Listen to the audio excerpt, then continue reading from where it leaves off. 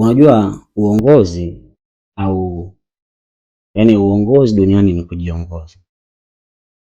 Watu wengi wanapata hasira kukuzani kwamba labda viongozi ndio wanawaongoza wao, tofauti na kutegemea vyama vya siasa au kuwategemea viongozi wa siasa ambao wengi wanawatia watu hasira, mpaka baadhi ya watu especially vijana wanasema sisi hatutaki siasa. Ni kwa sababu watu wengi wanadhani kwamba wao ndio wanawaongoza.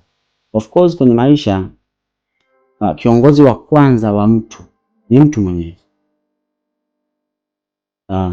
Ukiweza kujua hiki kitu, ni vigumu sana kujikuta umejihusisha na aidha kuvunja amani ya nchi au kujihusisha na vichochezi ambavyo vinaweza vikaleta matokeo mabaya kwenye maisha.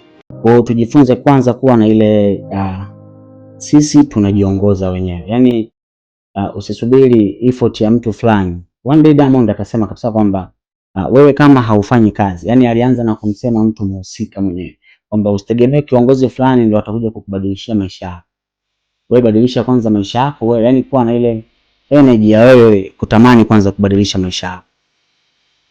Kwa hiyo wewe ukiona umekwama au wewe hujafanikiwa popote, usidhani kwamba ni kwa sababu ya kiongozi wa awamu ya ngapi alisababisha wewe ukakwama. No, ni kwa sababu ya wewe umeshindwa kujiongoza mwenyewe.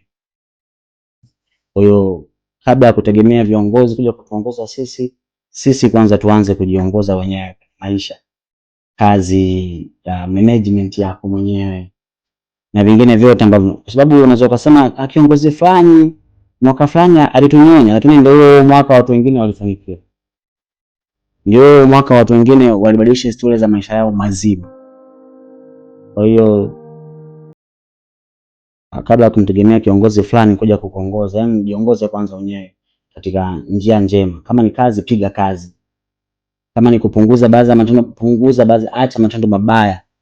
Haya ndio yanafanya wewe unataka kiongozi fulani labda atakuja kukusaidia. Wewe kwanza jisaidie.